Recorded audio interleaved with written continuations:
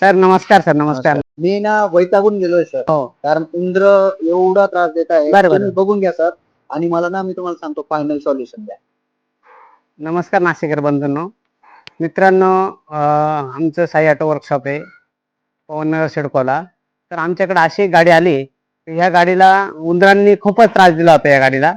तर किमान 3 ते 4 वेळेस या गाडीची उंदरांनी वायरिंग कट केली आणि त्यामुळे कस्टमरला खूप त्रास झाला. तर कस्टमरने 1-2 वेळेस शोरूमचे माणसं आणून त्यांनी गाडी रिपेअर करून घेतली, पण त्याच्यानी पण त्यांना रिझल्ट आला नाही. फक्त वायरिंग जॉईन करून गाडी चालू करून द्यायचे, पण 3-4 दिवसांनी हाय तोच प्रॉब्लेम असायचा. तर मित्रांनो, मग कस्टमरने आमच्याकडे साई ऑटो कारमध्ये गाडी आणली होती. तर आम्ही चेक करतोय आणि त्यांना जास्तीत जास्त चांगला फॉर्म्युला आम्ही गाडीला करून देतोय. तर बघा मित्रांनो, तुमच्या गाडीसाठी पण आम्ही असा प्रॉपर सोल्युशन याच्यातून काढून देऊ.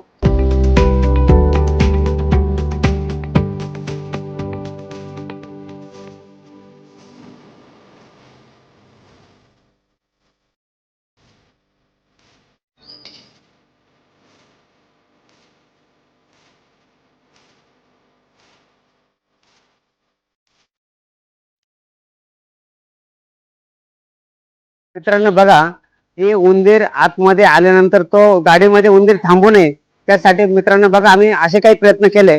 तर आपल्याला असे एक तारेची जाळी असते बारीक मध्ये, आणि याचे बारीक पीस कट करून प्रत्येक बऱ्याच ठिकाणच्या वायरिंगला लावले. आणि एसी वेंट असतो जो समोर इव्हेंट लागलेला आहे, एसी वेंट मधून उंदीर आतमध्ये जातात आणि मध्येच बसून राहतात आणि आतल्या डॅशबोर्डची वायरिंग खराब करतात. मित्रांनो, त्यामुळे एसी वेंट आहे ना, तो पूर्णपणे बंद केला म्हणजे एसीला पण साईड इफेक्ट राहणार नाही आणि उंदीर पण आतमध्ये जाणार नाही मित्रांनो. तर बघा मित्रांनो, प्रत्येक ठिकाणी ज्या ज्या वायरिंग आहेत ना, तिथे आपण तारेचे कंपाऊंड केलंय, तारेचे पीस कट करून आपण वायरिंगला लावले मित्रांनो. त्यामुळे गाडीला 100% रिझल्ट येत असतो.